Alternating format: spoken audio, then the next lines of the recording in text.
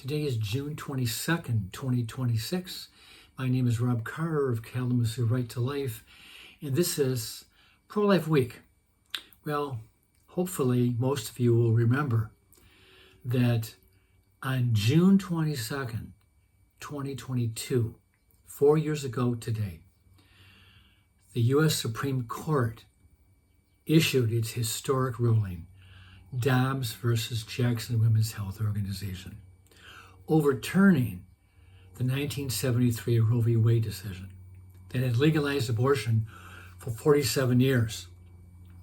And I understand that Dobbs didn't go as far as a lot of pro-lifers wanted, myself included, because it basically restored the abortion policy in the country back to a pre-1973 position where state legislatures all over the country were passing laws. Some laws were legalizing abortion, sometimes up to like the first trimester for rape, incest, fetal deformity, things like that.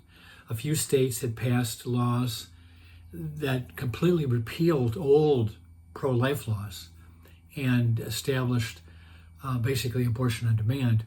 But most states that did change their abortion policies did so in a very incremental way. But then Roe overruled on all of those and said, no, we will have one policy, one standard, and that is abortion for any reason up to the end of the second trimester. And then into the third trimester, states could enact a law to restrict it, provided it did not restrict a woman's life and or health. And that health exception was a big opening that a truck could drive through that basically legalized abortion through all 9 months. But Dobbs came along and said, no, we're going back to the pre-Roe period where states can decide. State legislatures can decide. And we saw, tragically, in 2022, in Prop 3, that after Dobbs, the Michigan voters approved amending our state constitution to enshrine abortion rights. But, and admittedly, that was a horribly bad decision by the voters in Michigan. But other states, primarily in the South and then in the Midwest, they have passed laws that have heavily restricted abortion. In some states, abortion has been completely, basically outlawed, except for the chemical abortions, which does account for 60% or more of all abortions. But many states in the South have banned abortion or restricted abortion up to the moment when a fetal heartbeat can be detected, usually around 6 or 7 weeks. So that's good. In that sense, we have moved in the right direction by allowing states to make their own decisions. But then you have the other states, the majority of states, that are working against us. They are enshrining abortion rights. They are passing pro-abortion laws to permit abortion up through the moment of delivery. But Dobbs is going to come down as one of the great decisions of all time. Obviously, the pro-abortion people think it was as bad as Dred Scott, that basically enshrined slavery. And Dobbs was a horrible decision if you're a pro-abortion zealot. But I think back to the first week in May of 2022 when someone at the Supreme Court, we don't know who, but someone at the Supreme Court actually took Sam Alito's Dobbs draft opinion, and he or she leaked it to Politico, and then it was out, and people read the Dobbs the Alito draft, and they were shocked because Alito basically announced that Roe is going to be overturned. It's going to be abolished, and the right to establish abortion policies would be restored to the individual states. And it's kind of funny because when the leak came out, conservatives, I know especially like on Fox News, conservatives were aghast that somebody had the audacity to leak a Supreme Court decision ahead of time. The left-leaning media and the Democrats, they were celebrating the leak because they thought they had a chance to pressure some of the justices to change their vote.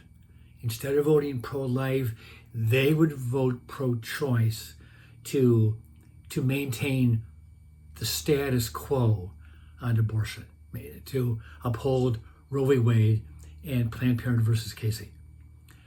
Obviously, that plan didn't work.